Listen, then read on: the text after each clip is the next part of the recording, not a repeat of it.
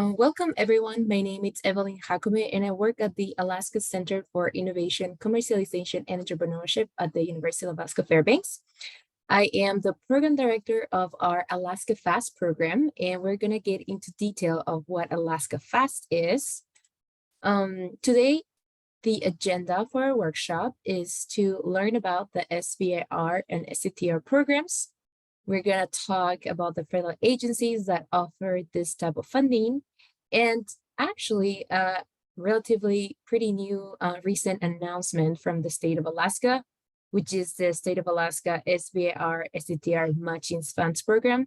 And I hope at the end we're going to have some time to go over questions and upcoming events. So thank you for joining. To start with, what are the Small Business Innovation Research and Small Business Technology Transfer Research grants? These are federal grants that are funneled through several agencies in the country.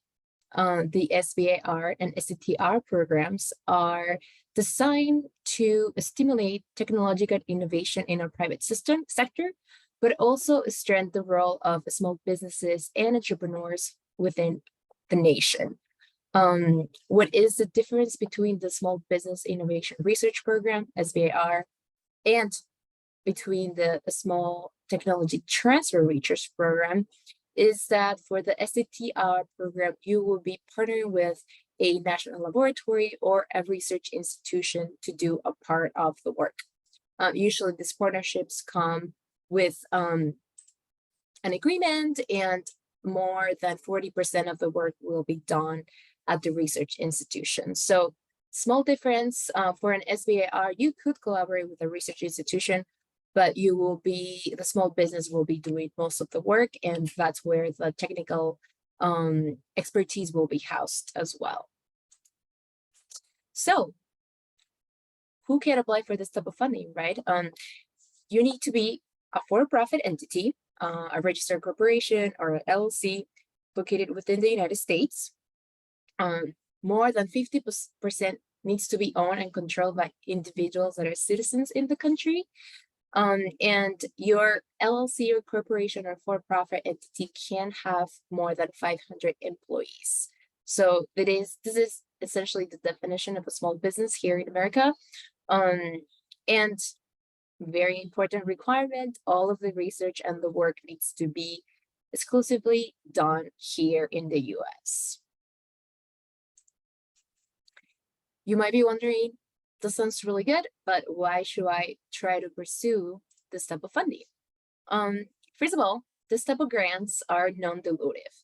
This means that when you are in an early stage entrepreneurial venture and you are an innovator, you most likely don't have enough bandwidth or capital investment to de-risk your idea.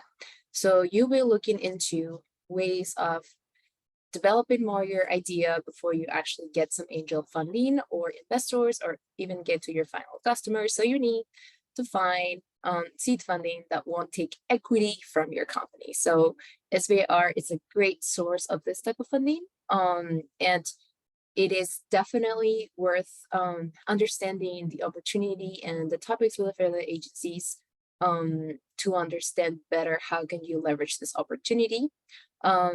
Another reason why it's important to pursue this type of funding, it's because the government, it's not really going to take anything from your business idea or your technology. They're actually trying to foster technology development, and they will be partnering with you. And there is a potential that one of the federal agencies could become your customer segment and your client. So that's another avenue of potential there, especially if you are looking into working with the Department of Defense. They are looking for contractors in this program. Why it's else important pursuing this is because these are risk-free dollars. Means that if you were to be failing in the development of your innovative idea or your hypothesis, it won't really impact, obviously, your livelihood or the route of your business. It will potentially just continue fostering your innovation to get to the right prototype or idea until you pivot to the right customer segment. So another good reason as well, and I highlighted here in our presentation, important to pursue SBIR funding? It's because when you are trying to pursue this type of funding, you need to have a really clear idea of what is your business plan, and how are you going to get to your customer segment. So this process is it's very long. It's obviously takes a lot of work, but once you go through this SBIR, STTR funding, you will be significantly ahead of the innovators curve for sure. And last but not least, developing a new product or innovative solution that it's not anywhere else, it's pretty risky. And this is one of the only programs that are available out there for entrepreneurs everywhere in the country, but specifically here in Alaska, where seed funding it's very limited. And also it does encourage you to be more craft with your budget and resources. So important to know that. What are the phases of SBIR and STTR funding? I have this different phases starting from 0, which we are all at right now, which is you become aware of the opportunity, you want to draft your proposal, and you're looking for local assistance. And in that specific phase, you will have, in the state of Alaska specifically, you have the opportunity to apply for microgrants to get enough resources to develop a grant proposal or partner or work with someone that could potentially help you develop that proposal. In a phase 0 as well, agencies and program managers are potentially able to help you answering questions, talking about your innovation, and assessing if you are a good fit for the program or the topic they're proposing. And last but not least, obviously, Alaska Fast is here to help, supporting those efforts. So that's kind of like your early stage phase 0 proposal. There are some federal agencies, like for example, the Department of Energy, that they have in their programming a phase 0 where they can help you apply for, if you have never applied before for an SBIR, they can help you apply for this type of funding, and they have their own program there with a consultant external to the Department of Energy. But after you go through this process and you become aware of the opportunity, you develop a proposal, best case scenario, you're successful and you are awarded phase 1.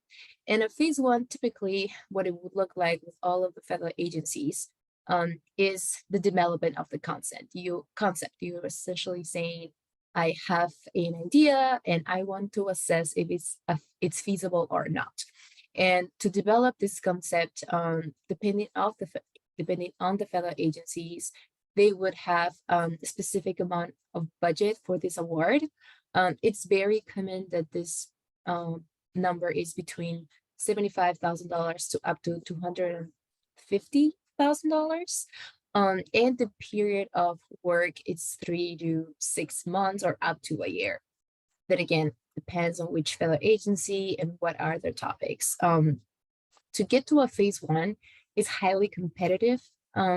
But having said that, it means that after you get to that phase, a phase 2 is very much more likely to happen. And there are not specific rules that if you apply for a phase 1, you can apply and you can't apply for another phase 1. I mean, once you understand how this program works, you can benefit significantly of this type of resources and seed funding. And eventually, if you have different ideas or different innovations or different entrepreneurial interests that you would like to pursue, figuring out just a successful phase 1, it will be worth your while. In general terms, after you go through the phase 1 and you prove that the feasibility of your idea it's viable, the federal agency will allow you to apply for a phase 2. And a phase 2 is the next step, right? You are developing a prototype and you've received enough customer feedback and you're ready to develop something.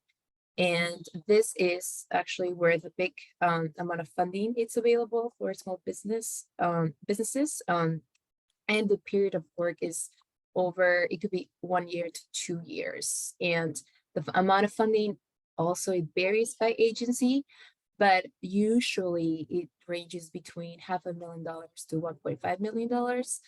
The National Institute of Health, actually, some phase twos are significantly bigger than that, but that just really depends on, for example, maybe are looking into clinical trials and more thorough research. And as you can see here, applying for phase two, usually success rates go up over 45%.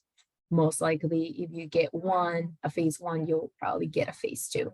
And eventually, what you're trying to prove as well in a phase two is that your prototype works, right? That it's viable, and you will be able to start selling at the end of that. And I added this additional phase three, and this is not an official phase that exists within the federal agencies and their systems, but ideally, after you go a phase one, a phase two, you'll be ready for commercial sales.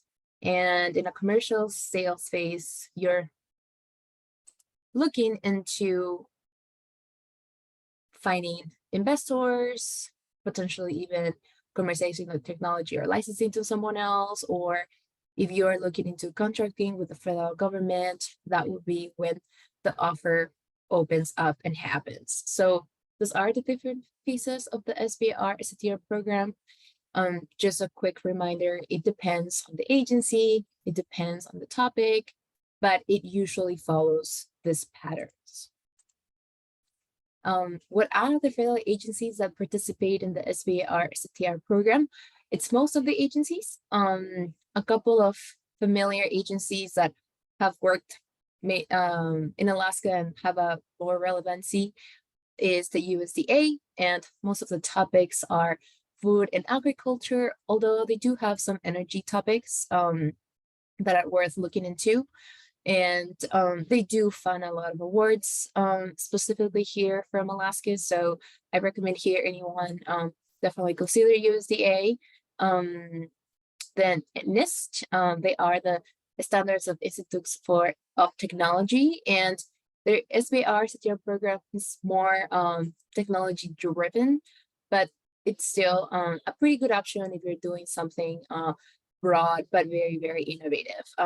NOAA, and that specifically those topics are for air, ocean protection, monitoring, and mitigating.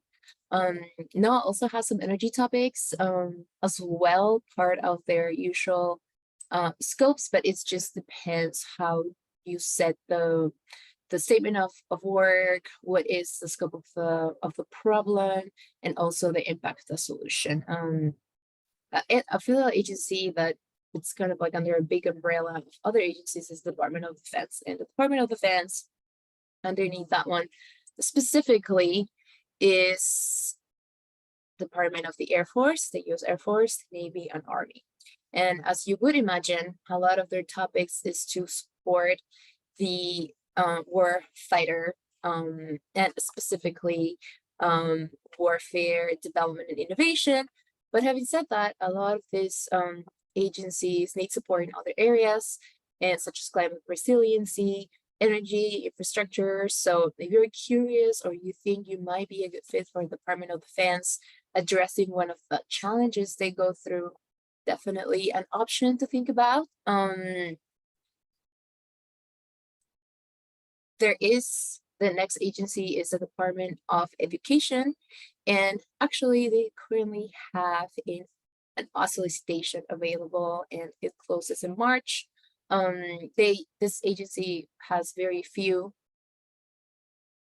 open topics every year. They usually have just one solicitation per year, but having said that, the topics are similar. So if you are maybe interested in a technology that you're developing in education, that might be a good time to look at how they what are they looking for, how is the program structure, and maybe prepare for a application for next year. So just some insight there. The Department of Energy, all things energy, and a little bit more than energy. So if you are doing a little bit of research or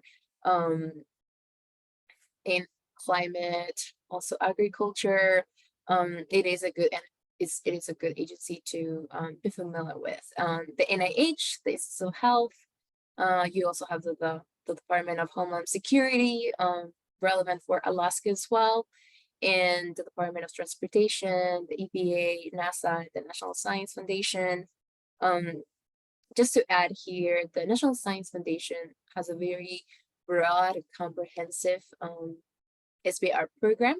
They have multiple open topics available throughout the year, and they actually receive project pitched throughout the year. So if you think you could be a good fit for the National Science Foundation, or actually if you're just in general interested in SBIR, you could look at the NSF right away and develop a pitch proposal. And it's essentially a one-pager that tells NSF what is your technology like, what are you planning to do, and how are you planning on executing on that. So it's pretty simple. It's a quick summary, and then you send it through, and then they invite you to apply for a proposal, and you have windows of submissions throughout the year. So it's a couple of them. So that one is a little bit more active, and they do have more funding, but the category is also pretty broad. So I would suggest definitely look at NSF. If you've never heard about SBIR before and you are not very sure if you're of a specific industry fit with DoD or DOE or NIH or USDA, NSF is broad. So that could be a good step to begin with. And that's a little bit about SBIR and how can we help you through this process. The Alaska Federal and State Technology Partnership Program is actually a program sponsored by the Small Business Administration, and this is the first year that the state of Alaska has been awarded with an opportunity to support innovators in the state to apply for specifically this SBIR and STTR type of funding. Most of the states throughout the country have this programming for many, many years, but this is the first time that we have it here in the States. So it's a pretty exciting time to seriously considering this type of opportunities. And how do we help you? First, we organize webinars that are very introductory like this one. But when we're able to provide one-on-one sessions, and we can navigate the agencies, the different topics, and to start a plan to a successful proposal writing and submission. We do offer networking opportunities. So if you need to potentially meet with a potential partner or network with a specific stakeholder, or to have a conversation with someone that has a technical expertise that you are not sure or familiar with, that is something we can facilitate. We also have access to a pool of startups that are very much going through a similar process that the one like you might be about to start, and that is a very interesting way of like mentoring and networking and learning about the process. We have on staff a consultant that works with us and the program that can help you write this grant. And what does this mean? It means that if you are ready, and we have done first steps of assessing, the agency, the topic, we understand, what is your idea, your technology, and you're ready to draft that proposal, we have someone that can help you with specifically just doing that. And this is an individual that has many, many years of experience of applying and being awarded SBIRs and STTRs. And he's working with us to support us in our programming. Usually the services, if you pay for a consultant, it will be essentially an out-of-pocket expense. But given that we are Alaska Fast, we're able to provide this program for free for our clients. So it's a really good resource if you have a sense that this is the right business opportunity for you as an innovator, as an entrepreneur, then that is a service that we can give and provide. And opposite to that, if you are confident that you are really good at writing proposals and you just need a little bit of coaching, we have a virtual accelerator that is coming up in May. And that is a 5-week program where you will be learning step by step how to write a proposal yourself. So that is something coming up that has not yet been available here in the state of Alaska. So it's a pretty good opportunity to be able to do that for the innovators here.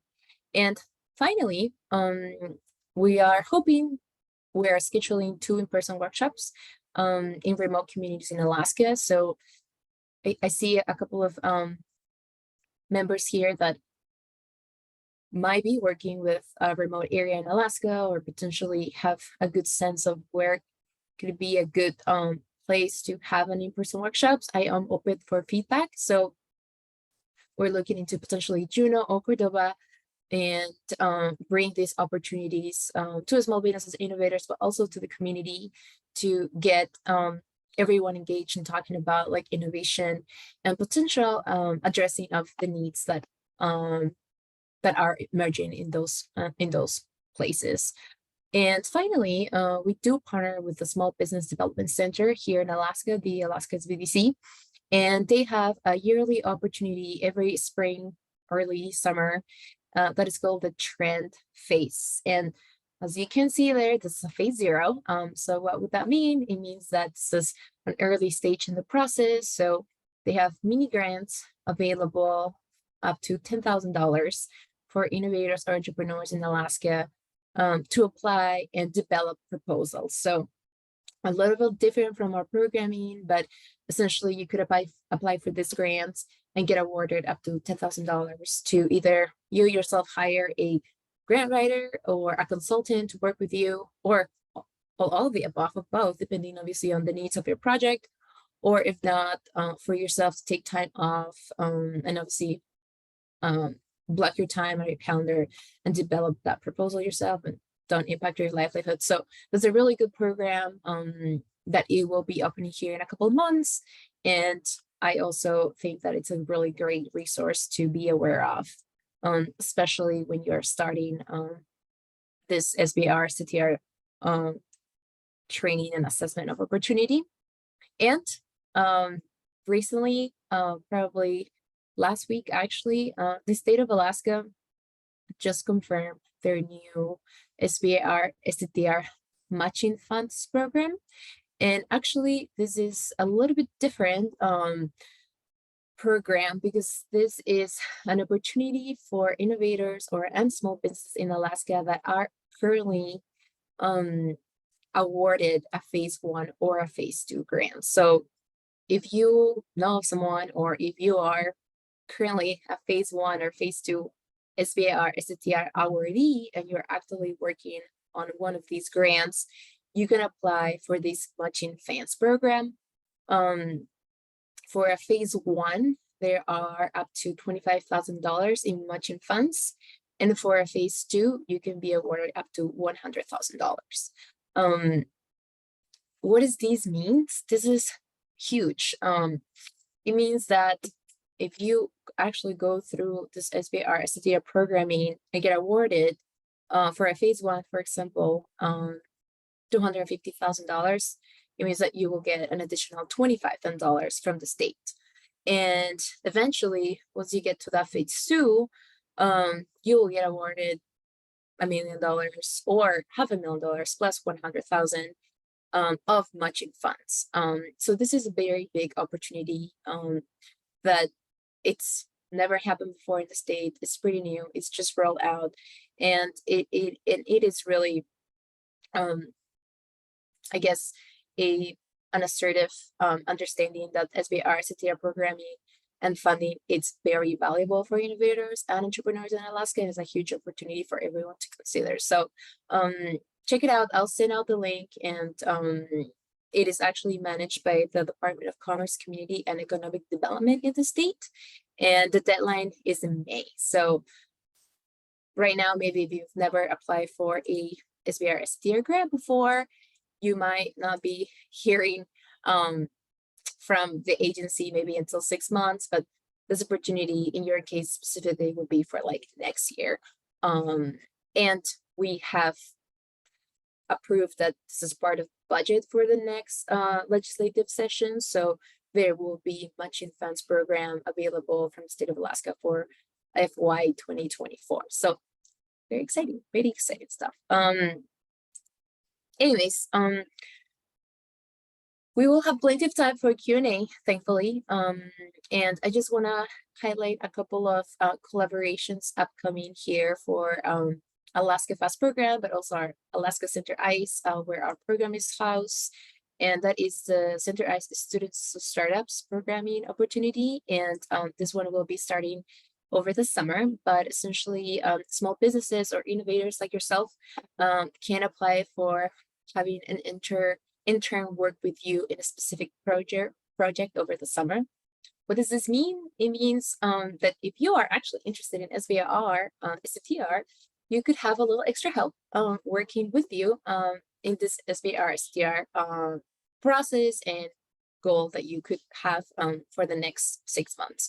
So the interns will be University of Alaska Fairbanks students, and there will be an opportunity to meet them, interview them, talk to them, and I'm pretty sure the Professor Peter Webley is here, and he can answer questions if any of you might have some questions about hosting an intern this summer to work with you. But it's a really good opportunity to get a little bit extra help. It doesn't have to be SBIR, it could be something else you might be working on, marketing, business planning, sales, customer surveying. I mean, it could be a number of things. And at the same time, they will be going through business and entrepreneurial training. So it's a really interesting program and a good resource to get human capital, but also development, because they will be getting some training as well. The other, as I mentioned earlier, the Alaska SBC Trend Program, and that should be rolling out here in a couple of months. So keep an eye. We usually have a lot of this marketing and postings via social media. So if you follow us on social media or if you sign up to our newsletter, you're probably the first one to know when these are accepting applications. And another resource and collaboration that I like to highlight, especially for SBIR, STTR innovators that are looking into this opportunity, the federal agencies go every year to a conference in DC, and they host workshops and trainings a little bit similar to this, but the only difference is that they do have open time to meet with you one-on-one. So if you are seriously considering about an SBIR STTR grant and you would like to attend to the conference and meet with these program managers, tell them who you are, what is your innovation, ask them any questions, and it's always great to network. That is one of the best conferences I've attended to, and the one that you will probably get the most out of. There's also an opportunity to present your idea if you like to pitch. There's also opportunities to have a booth there.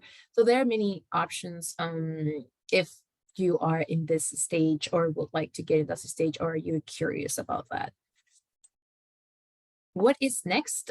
We have this workshop specifically. It's going to be happening monthly. So in March, pretty sure it's 14, we're going to have the similar workshops, but I also like to tell people that this is also a workshop that you could join at the end if you have questions or you would like to clarify something else that is related to SBIR 101 or an SBIR introductory question specific that came up. We have our accelerator coming up. It's all going to be virtual via Zoom. It's going to be 5 weeks. And we will be having a few program managers from the federal agencies joining the accelerator, explaining what topics do they have, what is the process of application, and they will give us examples of successful awardees. So that is always very interesting.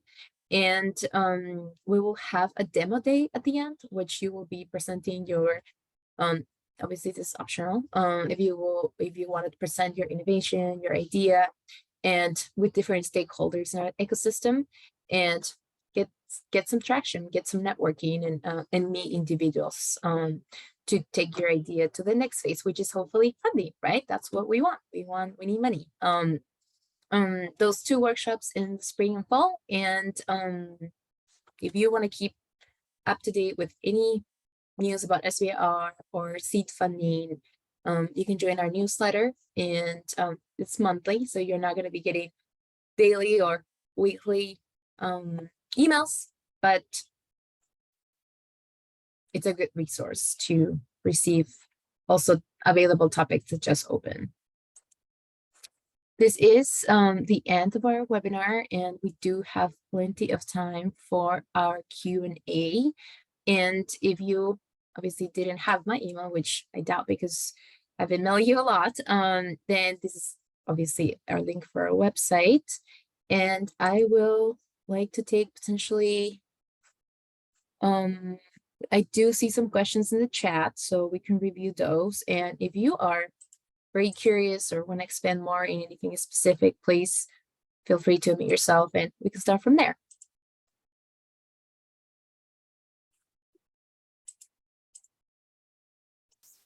Okay, well, I will read out loud the question in the chat and we can go. Give me a minute.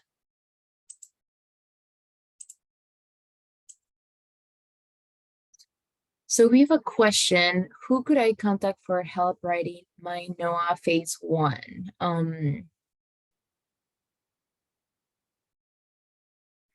Good question. And this is essentially the place where you would get help. The Alaska FAST program is the place where you will go to get that initial stage of support.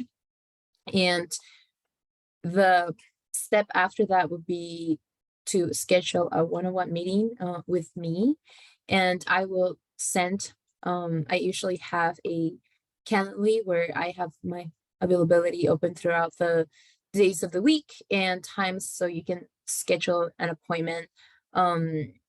I would say for a phase 1 for NOAA, it will be important to look into, obviously, the first step is really to have registered your business, your LLC, your corporation with SAM.gov, and you get your unique entity number. So that would be the first step even before we meet. And actually, that's really good in general advice for everyone here. It is government contracting, so you need to apply through their platforms, and that usually means a little bit of extra processing time. So the first step you do have to register is at SAM.gov, and then that will kickstart the process of your unique identifier number, and then you'll be able to access the actual online platform and submission portal to send your NOAA phase 1. So my recommendation is register for SAM.gov, then we'll schedule a meeting to meet via Zoom for this week, and that's where you would essentially get support for that. And I'll be sending the link here in the chat. Please just give me a minute.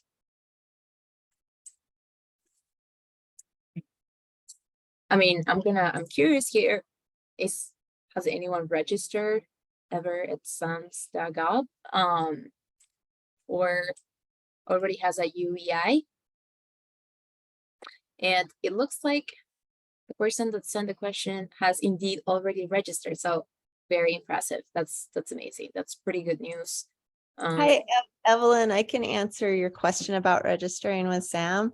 Yes. And I want to mention that it was so much more difficult than I could have ever imagined it would be. We're in a remote area, and I had a really hard time validating the address because we don't get physical mail delivery, and that created weeks of additional work. So anyone who does not have like traditional mail delivery, get on that immediately. But yes, so I'm registered in SAM, and I wrote my, I guess, the phase 0 where I submitted to NOAA, and then they wrote me back and said, yes, I would be considered for a phase 1. So that's where I'm at right now in the process. And it's still a lot of process to go. Yes, congratulations, Sarah. I mean, that is the first step, and I'm glad that you heard back from them. I am assuming that you are already like looking into specific, like a timeline, and start working on that process. So I'll be more than happy to meet with you and chat with you about that. Awesome. I'm so happy I found this today. Thank you for all the information. Yeah, how did you find about us? Oh, I don't even know. I've done a little bit of, I actually worked with the design center at at the University of Anchorage, maybe with equipment design, where they did a workshop, and I might have gotten linked into the universities that way. I got an email and I was like, oh my goodness. So I'm not sure how I That's found. awesome. Whoa, that's pretty amazing. Thank you so much. So yeah, I will send you right now my link to Calendly, and we can set up a meeting ASAP. Congrats. So yes, I just sent the link there for everyone. So yeah, just as Sarah said, I was trying to be as kind as possible, given that I'm sponsored by the SBA. But yes, registering for government contracting or anything government related, it is quite I'll say bureaucratic. They have to double check with the IRS, with the systems, and a lot of gets context there. Like if you are planning on using a specific business email address, make sure that you will have that email address for a long time. Or if you're going to create a new email address for that specific purpose, that might be a good idea too. Just make sure that you know what email address you use, what all of your passwords are. You're going to end up also getting and receiving a cage number. And that is just a specific contracting number that if you have never been assigned before one, you'll get a new one. So that's another number to keep safe in the document, and know where it is and which one is at all times. And obviously your UEI, once all of your information gets checked and doubled and assessed, that's also very important to have. So make sure that once you start the process, that your address, your name, your emails, like everything is the same, it checks out, and it's not going to change in the foreseeable future, unless you're gonna spend a lot of hours in a telephone call.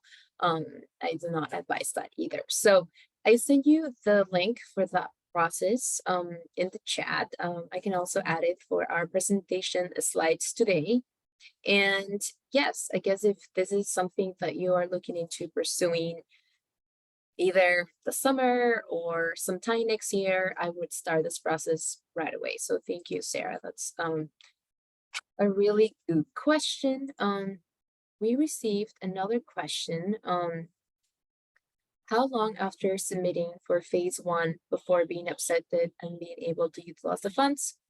If I applied this spring, would I be able to get funds this year, or would it be until next year? So this is a good question, and the timeline for all of these awards is actually not prompt. Like if you apply, let's say the deadline is tomorrow and you submit everything today, you won't hear from the federal agencies for at least 4 or 6 months.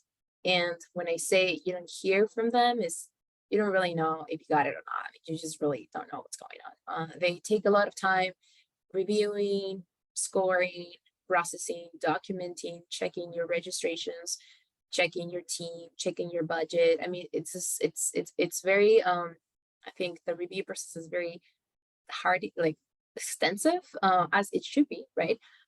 Because they're giving you non-dilutive funding, and they're making a very risky investment in you and your idea and your proposal just on this document. So it's not something that happens overnight. So another important reason to really think about SBIR STTR, not as your business plan, but as your business strategy, which is completely different, is that you won't be accessing the funds for at least 6 months, or sometimes maybe even more. Things happen with agencies, government contracting, and it is difficult, they won't be able to tell you a date. But once that happens, then the process should happen really quickly, because part of your registration as well is you will be entering in like your bank account information. So also, by the way, make sure that once you're registering your LLC corporation, your for-profit business, you have a bank account that you're planning on having for a long or is the foreseeable future.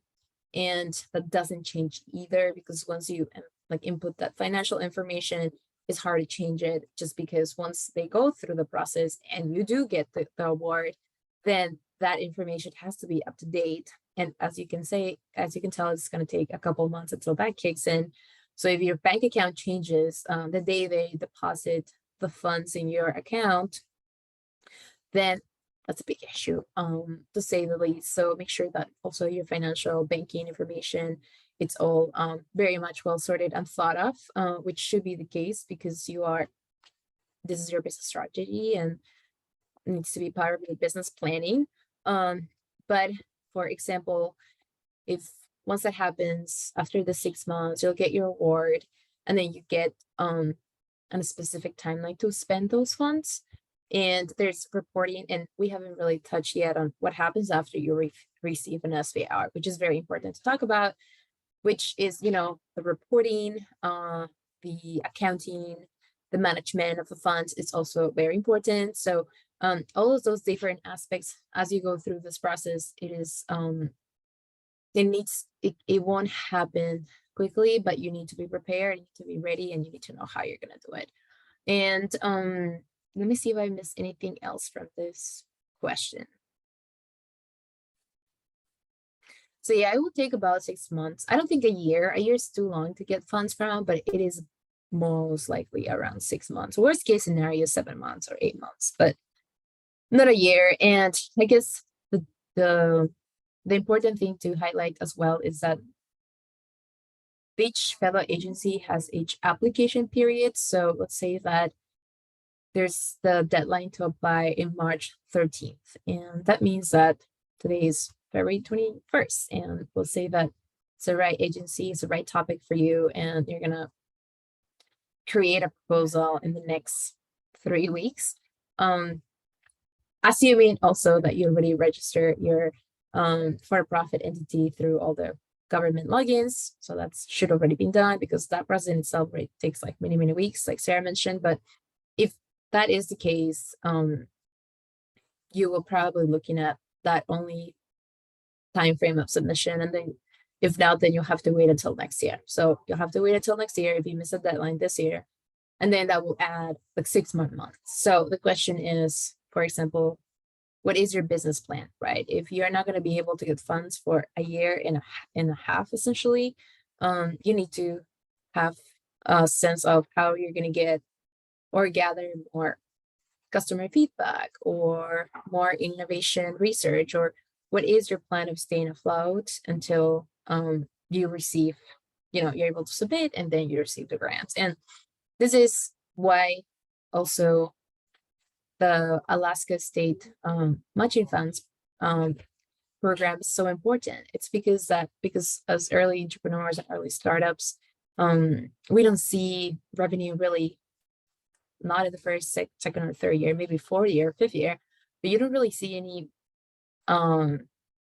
income from that specific innovation until many, many years after. So that's why this new program is so amazing. It's because you don't see any revenue or anything, but you will be able to get an extra additional funding to continue trying to get there faster and quicker and better. But it is hard to say. You can't really just rely on SBIR of being your main source of funding. Should be just like your added source of funding. But also for us innovators, the question is, this is my right business path? So that is a commitment to that, and seeing how else can you leverage your customer segment, or how much more can you gather insights on the market and the industry. How can you be more innovative? I mean, it gives you the opportunity to do more with less, and that's how you also end up being more innovative. So just a couple of thoughts there. I don't have any questions in the chat anymore. I want to see if we have any other questions from the Zoom group. If not, I do want to show you the SBIR website, and specifically the search engine for topics and awards that I really like as a resource for someone that has never really studied, or, like the first time hearing about SBIR, could we, like, how can we put this more into context? So here in the SBIR website, specifically when you go to solicitations and awards, you can look into the current solicitations that are available right now. As we can see, there's a few open, deadlines are coming up actually. Specifically for this Department of Energy phase, it's coming up here in 2 days, so that one is closing. Let's see what, there's a few in March. You have NASA, you have the Department of Education, and the USDA should be opening it up here soon. And like I mentioned earlier, USDA is a really good agency fit for a lot of topics here in Alaska. The line is also March, late March.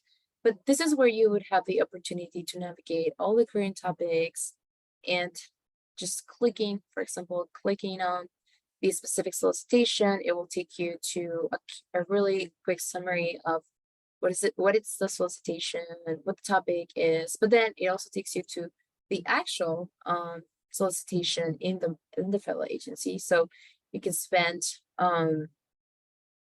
time reading, understanding, and learning what they're looking for, which is really key at this early stage. And another really cool thing I like about this website is that you can also go to award data. And award data are essentially all historical awards that have been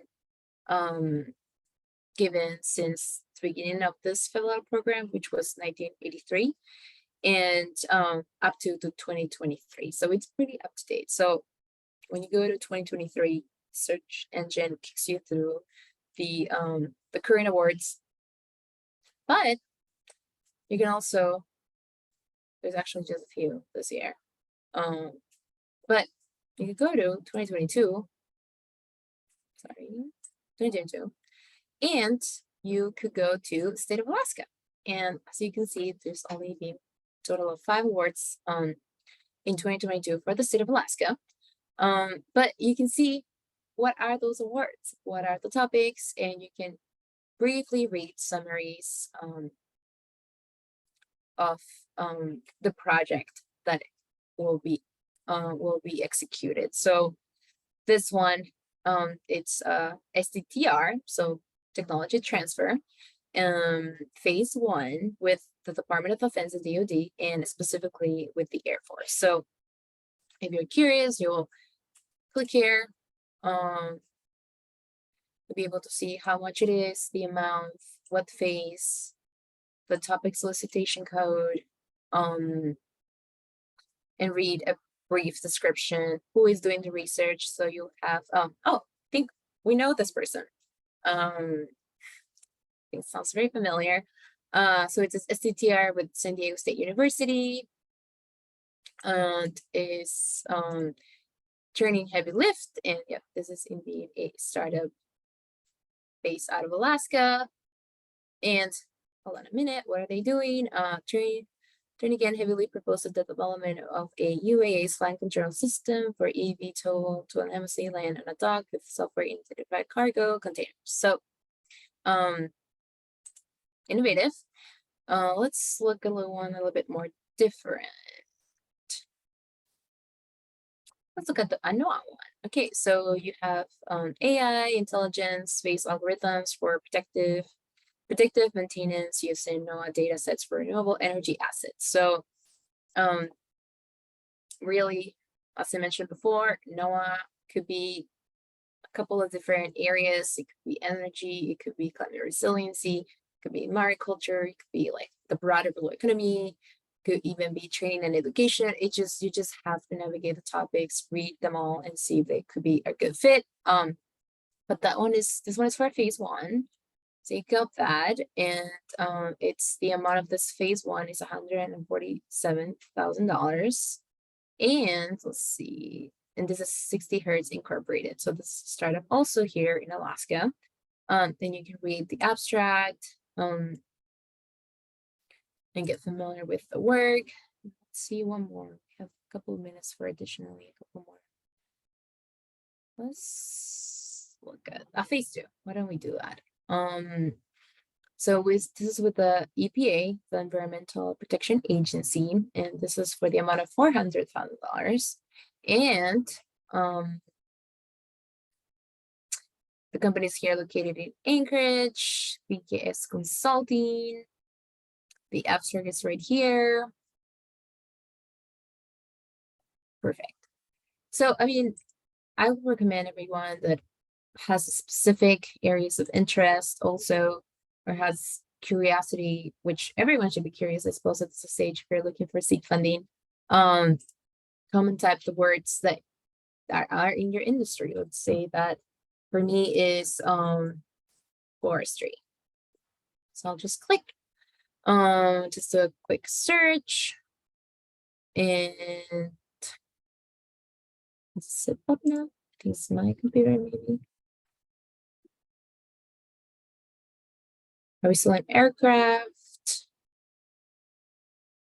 We are now in aircraft. Let me see. One more specific.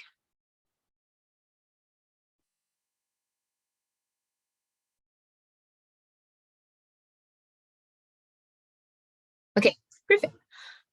So you'll have this one. Phase 1, the Department of Defense. Are we still in the Alaska? Oh no, this is California. Perfect.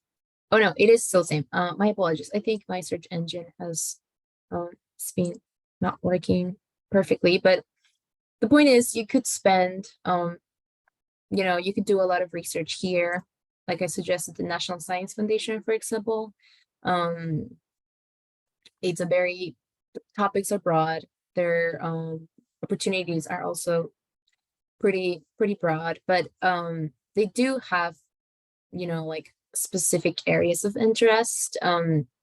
They are also, apart from NIH, the other agency that invest in biotechnology and some areas of healthcare. So it is that broad. I mean, they do incorporate different layers to the programming. So I'll send you also this link via email with the recording of this presentation. And a last comment that Professor Peter Webley just sent is that you can find those awarded in Alaska and reach out to those awarded. Yes, it is absolutely right. Talking to people that have gone through the process, that also could potentially be mentors, could help you networking, or even maybe collaborate with you, could be a really viable path for an SBIR and STTR award. So I want to make sure that we do have room for at least one more question if there's anything else, or maybe Peter, if you want to, actually Peter has been awarded an SBIR STTR when he started his company a couple of years ago, so he has firsthand seen the benefit of this type of funding. But if you guys have any other questions, please go ahead. If not, I will love to give you a couple of minutes back of your day.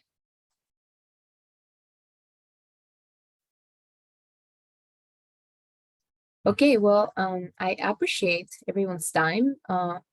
Please, and Sarah, I will be sending you my Calendly actually here shortly.